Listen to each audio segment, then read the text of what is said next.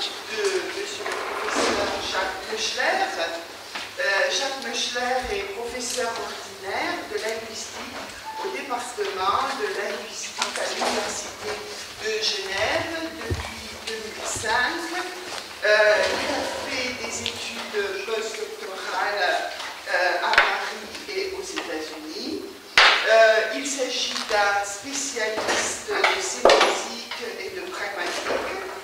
Ses recherches portent notamment sur la référence temporelle, les connecteurs pragmatiques, la causalité, les mots logiques et l'argumentation.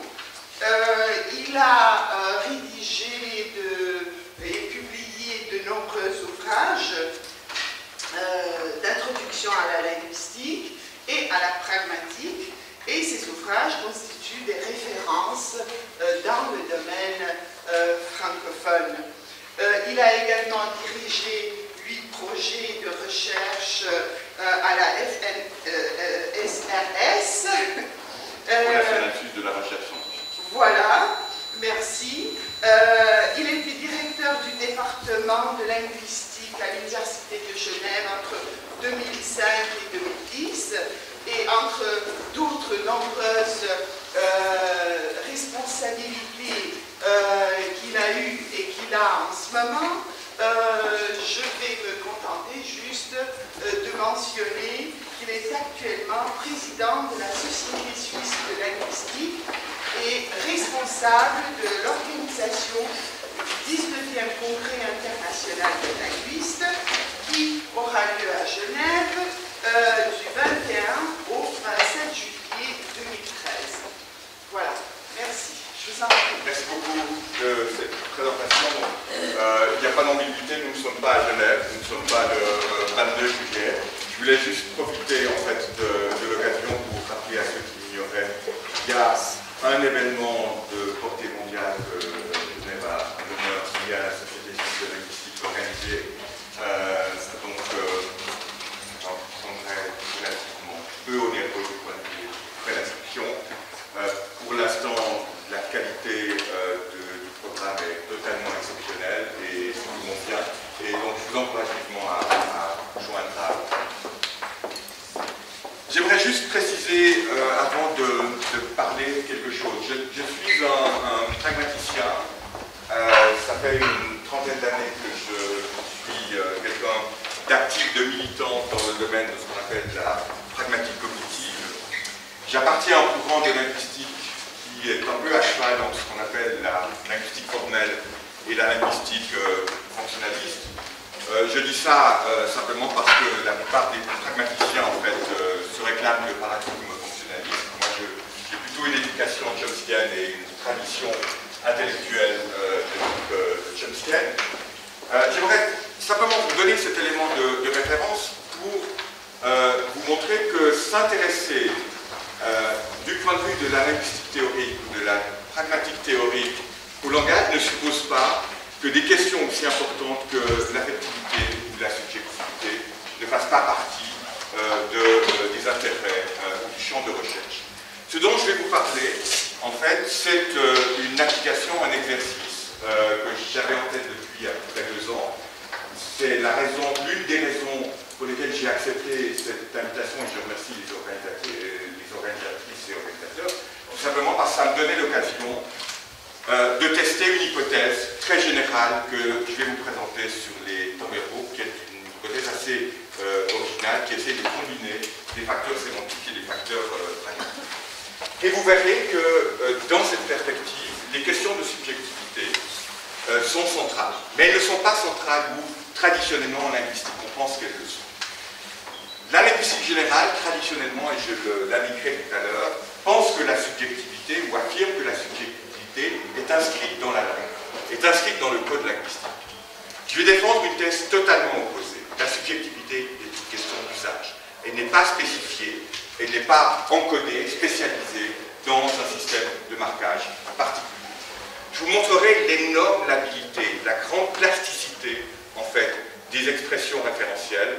Je vais m'intéresser particulièrement aux expressions temporelles plutôt qu'aux expressions pronominales, en vous montrant qu'effectivement, la subjectivité est pervasive, elle est partout dans le langage, et c'est une question essentiellement pragmatique.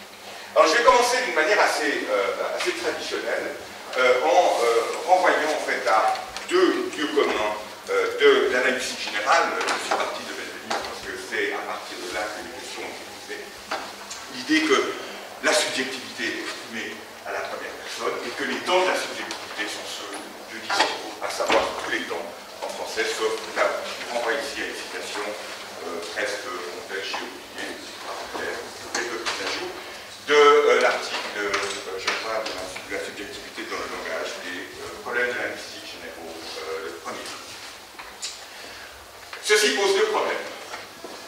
Le premier, c'est l'hypothèse qu'il y a une corrélation entre personne et subjectivité. Et le deuxième, c'est qu'il y a une corrélation entre temps verbal et subjectivité. Donc, dans cette perspective, deux prédictions peuvent être faites. La première, que seuls les discours à la première personne impliquent une subjectivité, et que, deuxièmement, les discours relevant de l'énonciation historique ne peuvent pas être subjectifs. C'est une prédiction totalement simple à faire. Vous lisez toute la littérature classique. On obtient effectivement ces deux prédictions. Problème, deux énormes contre-exemples. Le premier est bien connu, c'est le problème du style indirect libre. Je vais commencer par poser les problèmes du style indirect libre. Et le deuxième, beaucoup moins connu, Benveniste l'évacue dans une note en parlant de variantes stylistiques, c'est le présent historique qui en fait commence à intéresser, non pas des pragmaticiens, mais des sémanticiens du courant fantasiste. Chose tout à fait intéressante. Ok, alors commençons par le style indirect libre et la subjectivité. Pourquoi est-ce que le style indirect libre est intéressant? Et notamment si on lit Anne Banfield, je vous recommande de lire et de relire Anne Banfield. C'est vraiment le grand ouvrage de référence. On est besoin de vous la faire des choses tout à fait intéressantes.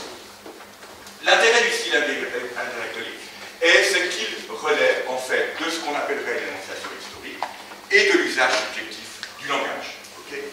Pourquoi? Tout simplement parce que le temps qui va être utilisé pour signaler notamment le style indirect libre, c'est un temps de l'histoire imparfait et qu'il y a l'usage d'une non-personne, à savoir quelque chose qui est en dehors de la relation de personnalité et de subjectivité chez les pays, à savoir une troisième personne. Bon, voici un exemple tout à fait classique qu'on utilise régulièrement, avec vous et moi, que je vais réutiliser tout à l'heure, tout simplement parce qu'il va me permettre en fait, de parler d'un problème tout à fait intéressant lié à l'interprétation des énoncés au style indirect. Alors pourquoi est-ce que cet exemple est intéressant? Il est intéressant tout simplement parce qu'il y a la présence d'un lexique de temps, maintenant, qui est la trace d'une subjectivité, ou bien en fait une encre qui soit associée en fait à maintenant pour interpréter la pensée de Frédéric, et que le locus de cette pensée n'est pas une première personne, mais une troisième personne qui est quelque chose de tout à fait imprévu. Je prie de m'exposer.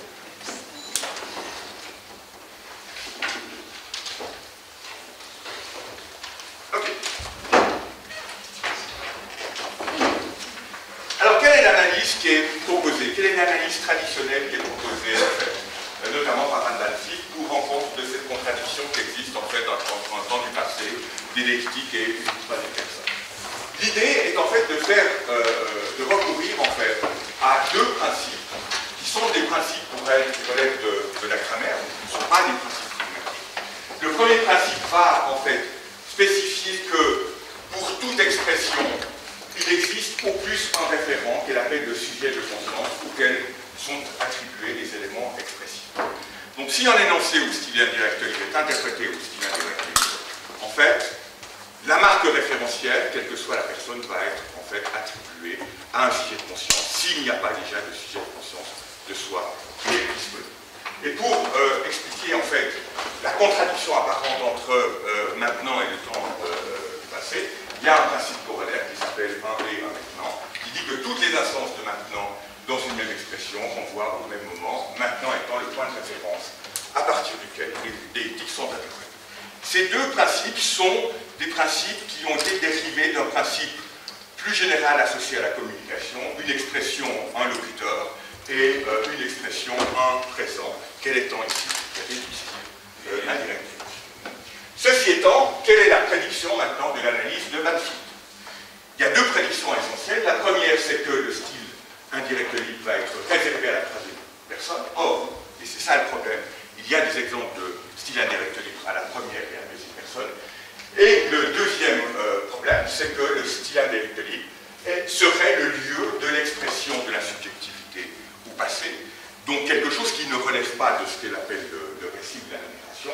Or, il y a depuis longtemps, on a montré depuis longtemps qu'il existe des exemples narratifs de subjectivité, des exemples de Guillaume et de mon ancien doctorant, Zumita.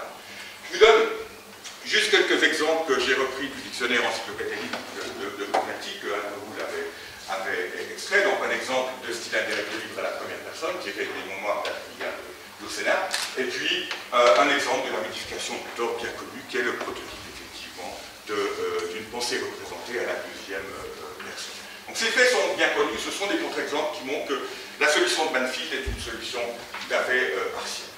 Maintenant, plus intéressant, il y a des exemples effectivement narratifs subjectifs, très intéressants. Ça c'est le premier exemple que donne Marcel Guillaume dans son ouvrage Grammaire temporelle récit, où on a un aujourd'hui avec du passé simple, une troisième personne. Personne ne les voit, personne ne les a commentés, il a été le premier à montrer ces exemples. Et puis, ma doctorante a trouvé dans Madame Paris en fait, quelque chose de très intéressant, qui est encore plus intéressant ici. Parce que ici, cette pensée représentée est associée en fait à un phénomène que je vais appeler tout à l'heure l'ordre temporel, donc un mélange de subjectivité et de phénomène de narration. Alors, si je fais le point de ce que je vous ai présenté jusqu'à présent, où est-ce qu'on en est?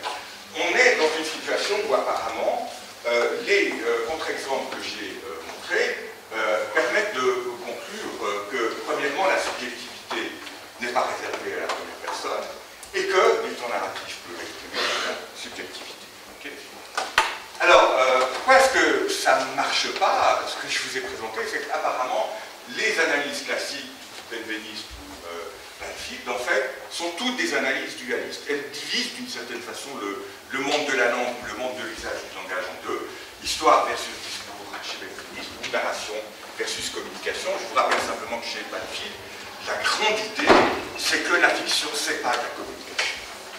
Et qu'il n'y a aucun rapport, en fait, entre ces deux types d'usage du langage et la communication, que l'héritage, en fait, alors, si j'ai commencé par ces premières observations, c'est pour, bien évidemment, essayer de vous dire que je vais essayer de dépasser une approche de ce type, à savoir une approche dualiste, qui pour moi n'est absolument pas pertinente, et même si elle a fourni des indications, notamment chez Anne Banfield, très intéressantes, me permettra de résoudre des questions que je vais appeler empiriques, à savoir des problèmes auxquels est confronté le linguiste.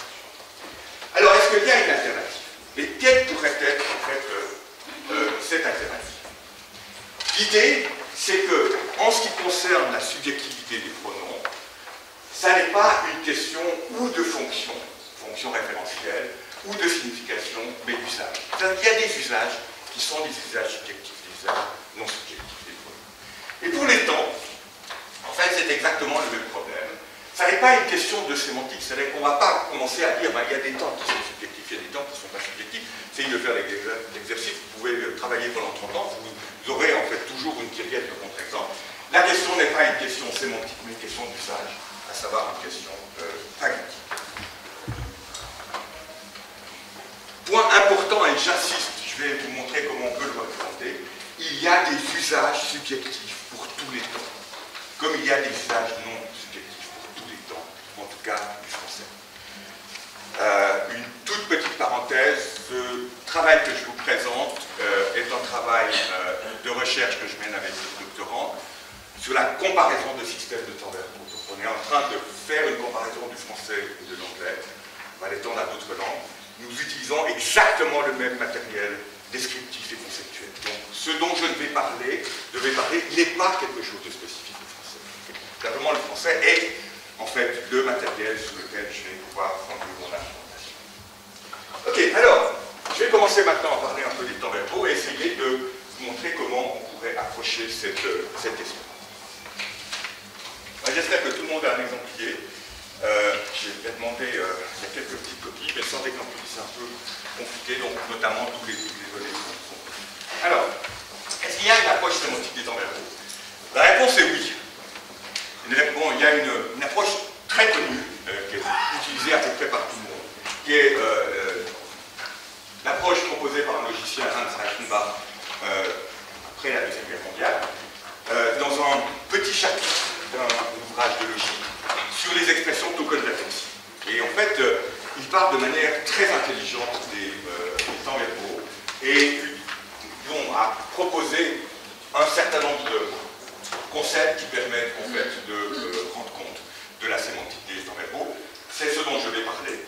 Son système est basé sur l'idée que la description référentielle d'un temps verbal est associée à 3 coordonnées temporelles, qu'il appelle le speech point, le reference point et le event point, et à 2 relations temporelles, qui est la précédence et la simultanéité. Pour ceux qui connaissent un petit peu les approches aspectuo-temporelles développées par certains collègues français, qui s'intéressent à des problèmes de recouvrement partiel, des éléments incoatifs, terminatifs, en fait, qui mélangent temps et aspect. Ici, on est dans le réductionnisme maximal. Simultanéité, précédence, on combine ça avec 3 coordonnées. Okay. Alors, qu'est-ce que ça donne? Oups. Comme je n'avais pas été informé que j'avais un peu plus de temps, je n'ai pas pu désactiver cette diapositive. Vous avez ici l'ensemble des sémantiques possibles associées aux temps verbaux dans le système de Reichenbach. C'est très simple. Vous regardez les relations de R à S et ensuite de E à R. Et vous avez l'ensemble des combinaisons. Et ensuite, vous remplissez les cases, les feuilles, et vous obtenez des valeurs sémantiques des temps verbaux. Ça c'est fait, c'est pas mal, c'est robuste, mais il y a bien évidemment pas mal de limites. Ce que je vais faire simplement, c'est en fait une application très simple. Je ne vais pas la discuter, ça va être le point de départ, mais une application qui va vous montrer que dans cette perspective, on reste en fait dans un système qui est totalement dualiste. Qu'est-ce que ça veut dire? Ça veut dire en fait que dans le système à la Reichenbach, les temps verbaux du français s'organisent en 2 sous-systèmes, celui qui est organisé autour du présent, où il y a en fait cette simultanéité entre S et R, et où il y a en fait une disjonction entre S et R qui donne lieu à un autre sous-système qui est celui du temps du passé et puis les temps du futur. Donc vous avez en fait une représentation de ce type, verticalement c'est des relations de simultanéité et horizontalement, donc à gauche précédence et subséquence à droite. Donc vous voyez que manifestement il y a une grande différence entre le système en fait qui est organisé sur cette base de simultané S et S et puis un système du passé, un système du futur. Presque toutes les descriptions sémantiques des temps verbaux classiques en fait reproduisent en fait cette différence et cette dichotomie. Je vais utiliser partiellement ce système et maintenant j'aimerais en fait introduire en fait le thème principal de mon travail qui est celui du présent historique et poser en fait les problèmes liés au présent historique. Comment est-ce qu'on peut représenter le présent historique? Okay, je vais appeler PH. Okay. Si on part de la description de Reichenbach, le présent suppose une simultanéité des 3 coordonnées temporelles. Okay. Or, bien évidemment, c'est pour ça qu'on parle de présent historique, dans le présent historique, le event point, donc ce qui décrit l'événement, est bien évidemment antérieur au speech point. Donc, manifestement, on ne peut pas appliquer la description que je voulais proposer. Alors, voici un exemple classique. Tous les exemples que je vais tirer de Ron de Gessenbach, c'est un rubricain complet, cette partie du corpus. C'est un corpus qui est associé à une recherche avec Izumi Tahara sur le style intellectuel de présent historique en japonais, en anglais et en français. Et donc j'ai pu l'utiliser en ayant travaillé un peu avec elle sur les exemples de récents. Donc ce qui va m'intéresser en fait, c'est notamment ici, cette séquence-ci où vous voyez qu'on a un phénomène tout à fait classique de présent historique. La question que j'aimerais poser, c'est où est-ce qu'on met R dans tout ça? On sait que E est avant S, mais où est-ce qu'on va pouvoir mettre R? Alors pour répondre à cette question,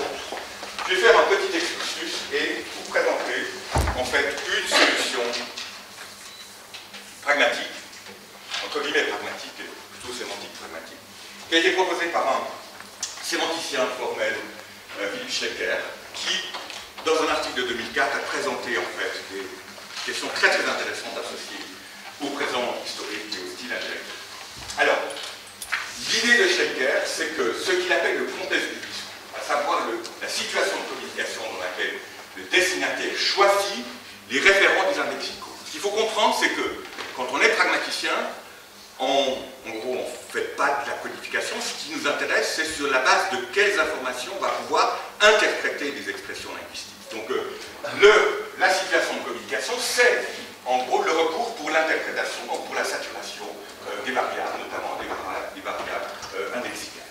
Et donc, pour lui, le contexte de discours va se diviser dans ces deux types d'usages en deux. Ce qu'il appelle le contexte de pensée, c'est là où on va identifier le sujet de conscience, le temps et l'univers de la pensée, c'est le domaine de représentation de la pensée. Et puis ce qu'il appelle le contexte d'énonciation, où on va pouvoir identifier le locuteur, le destinataire, le temps et l'univers d'énonciation.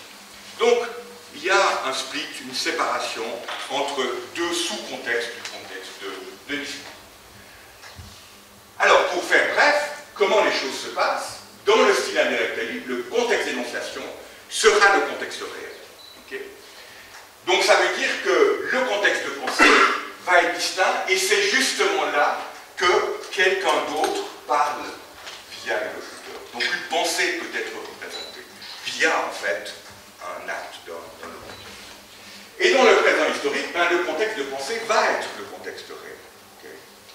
C'est cette impression, si vous regardez le premier exemple, je vous montrerai d'autres, on a cette impression très forte que dans le présent historique, on a en fait des pensées plus que des événements. Mais le contexte d'énonciation va être distinct et situé dans le passé. Okay? Alors, quelle est la solution de Schlecker? La solution, c'est de dire, dans le style indirect libre, les pronoms et les verbaux sont interprétés relativement au contexte d'énonciation. C'est pour ça qu'il y a une troisième personne, et c'est pour ça qu'il y a des temps du passé. Et par contre, les autres indexicaux, les adverbes temporels, sont interprétés via le contexte de pensée. Okay? C'est pour ça qu'il y a cette simultanéité et cette inscription de la pensée relativement à un ancrage linguistique. Et dans le présent historique, c'est l'inverse. Les pronoms et les temps verbaux sont interprétés dans le contexte de la pensée. Okay? Donc on va les associer à R, et les autres indexicaux dans le contexte d'énonciation, ce qui permet d'expliquer qu'effectivement, il va pouvoir y avoir des dialectiques temporelles. Chose intéressante, c'est que dans la narration ordinaire, temps, pronoms, indexicaux sont interprétés uniquement dans le contexte d'énonciation. Okay? Donc si je résume en fait ce phénomène, qu'est-ce qu'on a? On a en fait deux types de contextes, trois types de discours, avec en fait une permutation entre les deux premiers et la narration qui en fait met tout dans le contexte d'énonciation. Okay? Je vous donne juste une manière de représenter le premier exemple que je vous ai donné. Donc, où est le shift? Vous avez un shift entre ici un indexical qui est interprété dans le contexte d'énonciation et l'ensemble en fait des éléments de représentation, troisième personne et présent, sont interprétés dans le contexte d'énonciation. Okay? Bien. Est-ce que ce système résiste à la discussion?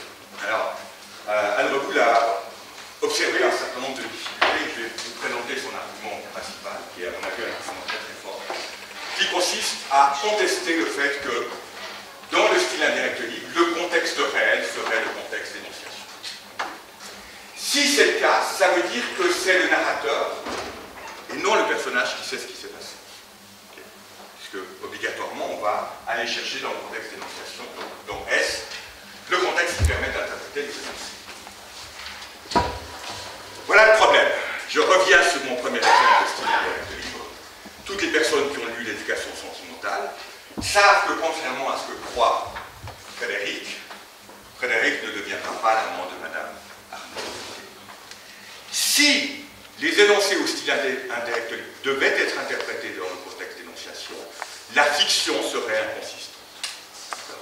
Et d'une certaine façon, on devrait attendre jusqu'à la fin pour savoir si cet énoncé est vrai.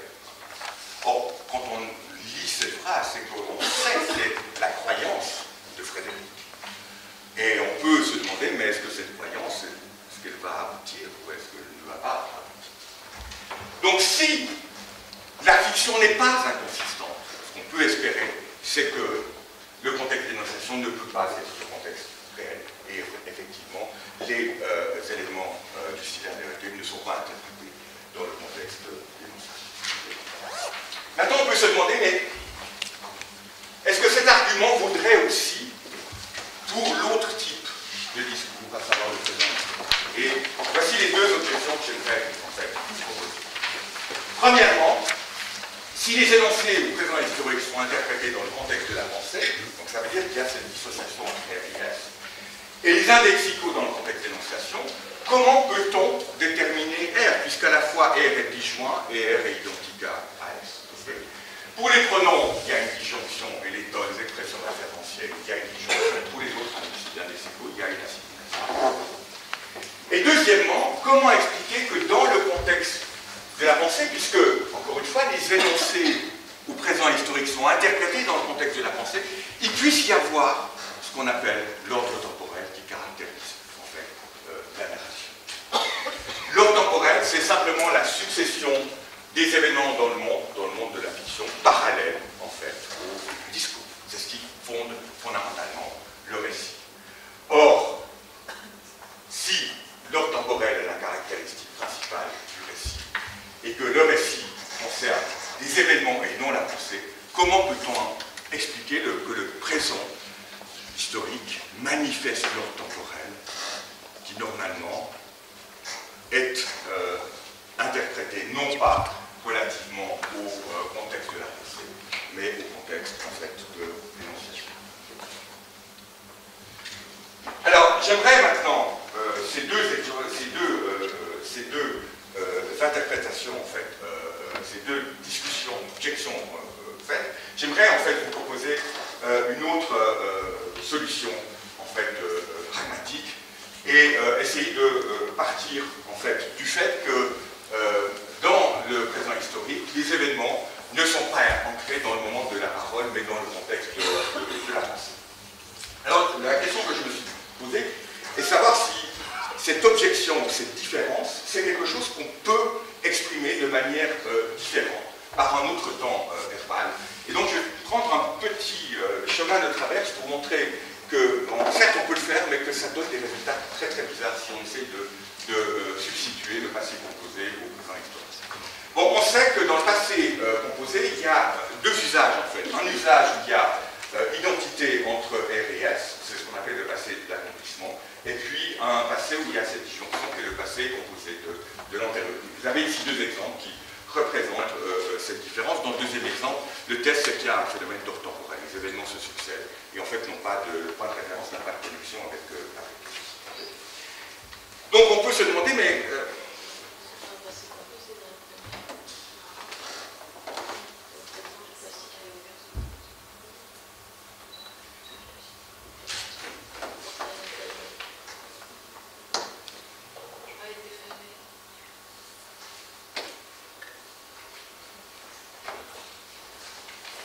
bon, alors, tu peux lâcher les chiens, j'ai fermé le portail.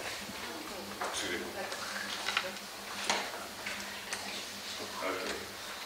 Merci de cette petite erreur. Alors, essayons de regarder ce qui se passe si on prend le premier exemple de son graphe et qu'on remplace en fait les présents par de la parfaite pour les états et du passé composé pour les événements. Est-ce que le passé composé est une solution pour cette disjonction? La réponse est non. Pourquoi? Parce qu'il n'y a plus d'effet d'ordre temporel et il n'y a plus d'effet de subjectivité. Donc ce discours est très bizarre. Les deux choses qui étaient symptomatiques de l'usage du présent historique, c'était justement ce qu'on va appeler en fait le phénomène de l'ordre temporel et le phénomène de la subjectivité. Donc, je vais partir du principe à partir de maintenant que ce qui va caractériser le présent historique du point de vue pragmatique, ce sont ces deux effets que j'appelle l'ordre temporel et puis la subjectivité.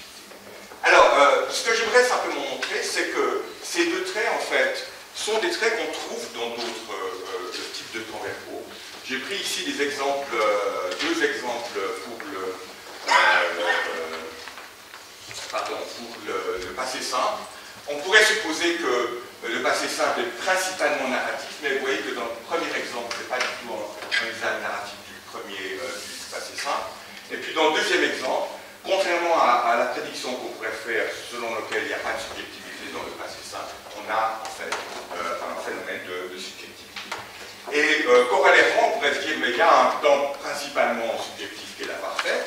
S'il est subjectif, il est non narratif, c'est ce qu'on trouve de ce qu'il est indirect. Bon, malheureusement, on a des usages qui sont à la fois subjectifs et narratifs, comme dans des exemples assez classiques, ici que j'ai tiré sur un exemple qui est toujours donné par des.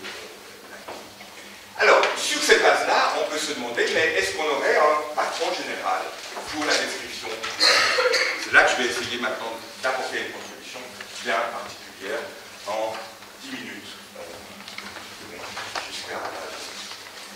L'idée, c'est que les emplois des temps verbaux sont basés sur 3 traits qui se commandent hiérarchiquement. Le trait narratif, le trait subjectif et le trait explicite.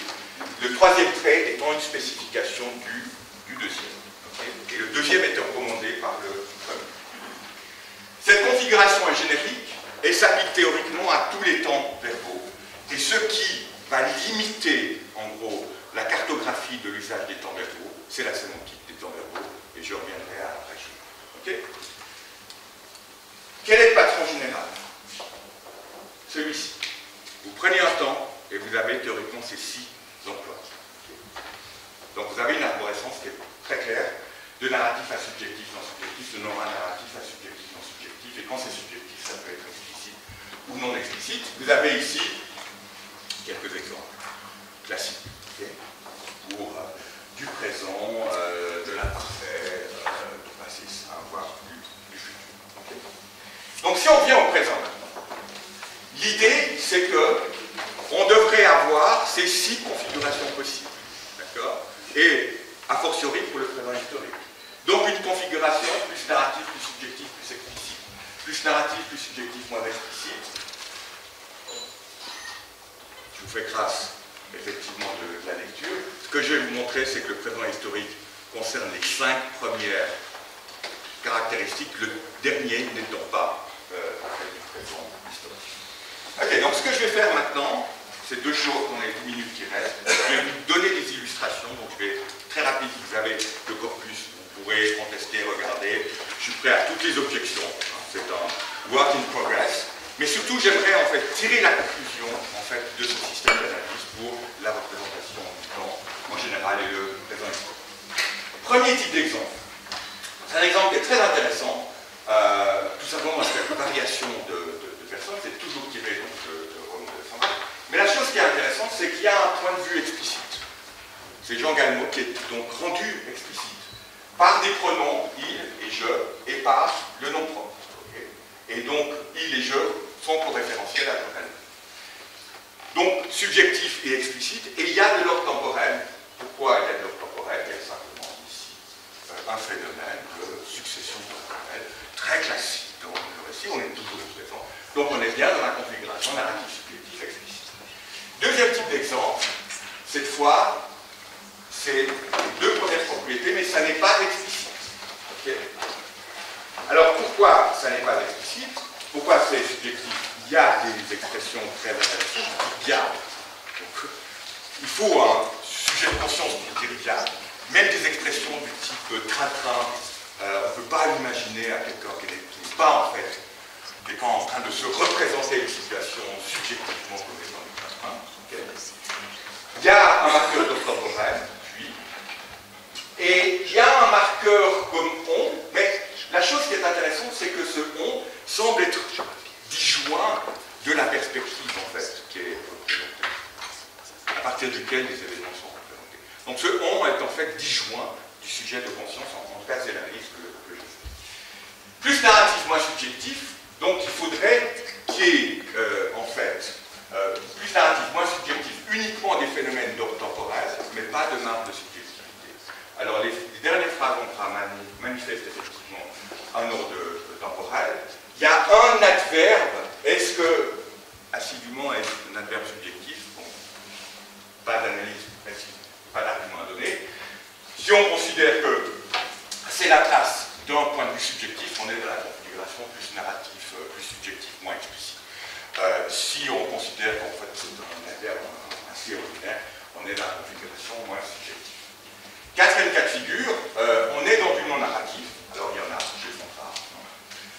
c'est même totalement prévisible, puisque là, on va avoir quelque chose d'assez parallèle, en fait, au style indirect libre.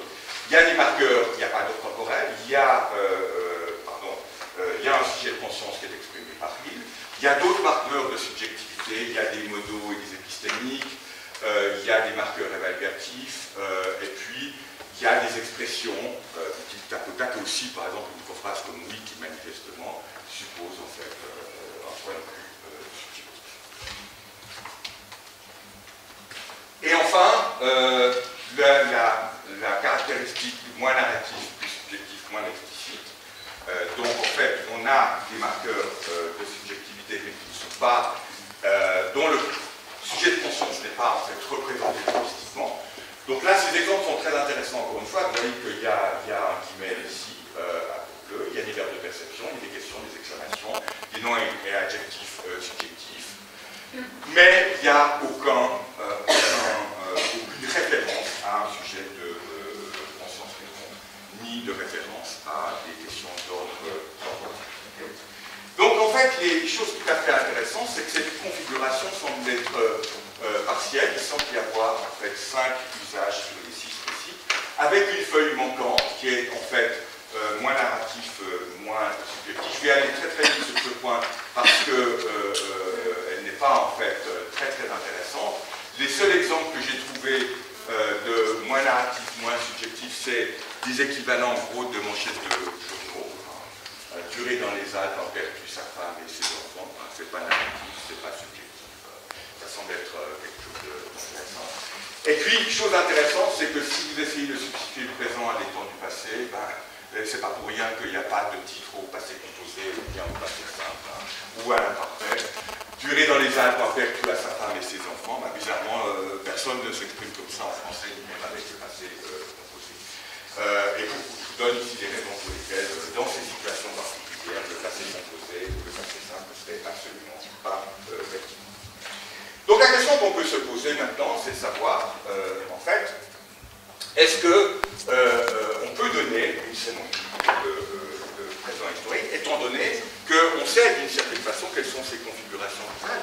On sait qu'il y a des propriétés, des usages narratifs, des usages subjectifs, des usages où la subjectivité est marquée explicitement, mais on aimerait savoir un peu quelle est la sémantique qui est derrière.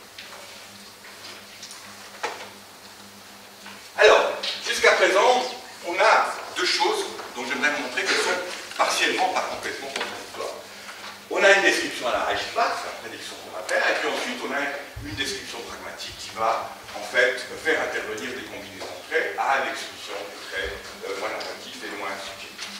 Donc la question, est-ce que ces deux descriptions sont compatibles? Comment est-ce qu'on pourrait les rendre compatibles? En gros, la question qui est derrière, est-ce qu'il y a une sémantique stable et robuste derrière l'ensemble des usages du présent et surtout relativement aux usages du présent historique? Alors, premier point, le présent historique va situer nécessairement et, comme dit Join, que c'est ce dont c'est le débat. Et donc, la deuxième question, c'est quel est le statut de R? Donc, est-ce que le point de perspective est associé à maintenant ou à un moment antérieur? Le problème, c'est que s'il est associé à maintenant, le présent historique correspondrait à la description du passé composé, puisque dans le passé composé, il y a l'identification de R à S. Et s'il est posé de manière antérieure, le présent historique serait, d'une certaine façon, équivalent au passé simple, puisque justement, dans le passé simple, R est assimilé à A. Et c'est exactement la description qu'on peut inférer de ce que dit Edvenis dans une note. Et du point de vue strictement sémantique, on voit qu'on est en face d'une impasse, puisqu'il n'y a aucune des solutions qui, en fait, est compatible avec ce qu'on a observé. Par contre, ce qu'on sait, c'est qu'il y a 5 emplois, en tout cas, du présent historique. Okay. Alors, quelle est la solution, en fait, qu'on peut utiliser? La solution de Reichenbach est descriptivement inadéquate. Ça ne marche pas. On ne peut même pas essayer de la bricoler. Il y a quelque chose qui est totalement erroné. La solution pragmatique, qu'est-ce qu'elle essaye de faire? Elle consiste à dissocier les variables temporelles. Et c'est ce que je vais essayer de vous proposer. Dans la fiction, la relation pertinente, ça va être Simplement, pour le présent historique, on va partir du principe que E est assimilé à R, exactement comme dans le passé simple, et on va oublier, effectivement, ici cette contrainte est associée au passé simple. Dans le présent historique, maintenant, il faut que R, relativement à F, soit distinct. Donc, qu'est-ce que ça veut dire? Ça veut dire que la seule façon de s'en sortir, c'est de considérer que R est interprété dans le contexte de la pensée. Alors, est-ce que ça veut dire qu'on revient, en fait, au point de départ, à savoir exactement l'analyse de Schenker? Est-ce que ce que je suis en train de présenter, dire interpréter dans le contexte de la pensée, c'est pas revenir finalement à cette solution dualiste de contexte de discours, contexte de l'énonciation et contexte de la pensée? Et là, j'aimerais introduire une nuance très très importante. La solution de Schenker suppose que la distinction entre contexte d'énonciation et contexte de pensée est une distinction qui est encodée linguistiquement. Et ce que je vais vous proposer, c'est que, en fait, cette différence, si elle existe, est inférieure à pragmatique. Alors, qu'est-ce que ça veut dire? Je vais vous proposer, en fait, une analyse qui va faire la différence en ce qu'un temps va pouvoir, en fait, encoder. Qu'est-ce qui va pouvoir encoder? Pour le présent, c'est que E est égal à R. Et si vous regardez bien, c'est parfait. Ça correspond exactement à une partie seulement de la description de Reichenbach. Mais on n'est pas en train de tricher en se demander, mais oui, mais où est E? Il est avant, maintenant, etc. On dit E est égal à R. Et qu'est-ce qu'on va inférer maintenant? Vous prenez l'ensemble du dispositif associé aux emplois, les traits, vous les activez, vous associez cette propriété égale à R, et vous inférez la valeur de présent historique. Donc le résultat de ces configurations, c'est l'interprétation du présent historique. Or, le présent historique implique qu'il y a une dissociation entre E et S, et donc la disjonction entre R et S est inférée pragmatiquement, il n'est pas encodé linguistiquement. Okay. Donc, qu'est-ce qu'on obtient? On obtient en fait une solution où on a une sémantique robuste et une pragmatique très souple qui permet de suivre les différentes interprétations en fonction de différents types de chemins. 5 chemins possibles en fonction de la satisfaction de ces propriétés. Qu'est-ce que ça veut dire? Ça veut dire d'une certaine façon que des effets pragmatiques peuvent être associés au présent historique. Si on regarde bien, c'est tout à fait intéressant, dans les 6 configurations possibles, dans les 5, configurations possibles, en fait, du présent historique que j'ai repéré, 4 ont le trait subjectif. Donc ça veut dire que le présent historique permet dans son usage narratif 2 sur 3 de faire ce que d'autres temps, notamment des temps narratifs comme le passé simple, ne peuvent pas faire, à savoir introduire un point de vue subjectif. Et contrairement à l'imparfait, qui est vraiment par excellence le temps subjectif du style anecdotique, le présent historique permet de combiner narration et subjectivité. Et même dans le dernier usage, celui qui est non narratif, moins subjectif, donc titre de journaux, ce qui est intéressant, c'est que le présent produit, c'est pour ça qu'il est utilisé, un effet de proximité entre le moment de l'événement et le moment de la parole. Donc, l'afférence qui va être faite, c'est pas simplement une afférence de E qui est égal à R, mais que E est proche, en fait, temporellement de S. Vous ne pouvez pas avoir un titre au présent qui renvoie à un événement qui s'est produit il y a 3 ans, ou il y a 10 ans, ou il y a 8 ans.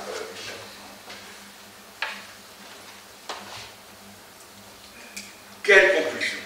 La conclusion est que ce dont je voulais vous parler, présent historique, c'est essentiellement une question de présence. Ce n'est pas une question d'encodage linguistique. Et deuxièmement, j'espère vous avoir convaincu que dans ce que j'ai fait, sans grosse terminologie, je crois que j'ai utilisé 5 concepts, les 3 concepts de Reichenbach, plus les 2 concepts de Schenker, dont j'ai introduit 3 traits narratifs, subjectifs et expressifs. Avec une sémantique minimale et une théorie des traits temporels, je peux rendre compte de 5 usages du présent historique. Donc en fait, les données sont là, il faut un petit peu d'imagination. description existe. Dans le domaine temporel, tout est à disposition. Il y a des choses passionnantes à regarder. Donc, je vous invite à continuer à faire ce genre de travail parce que vraiment, les usages, que ce soit du présent ou d'autres temps, méritent à l'heure actuelle des réflexions qui sont associées à l'interface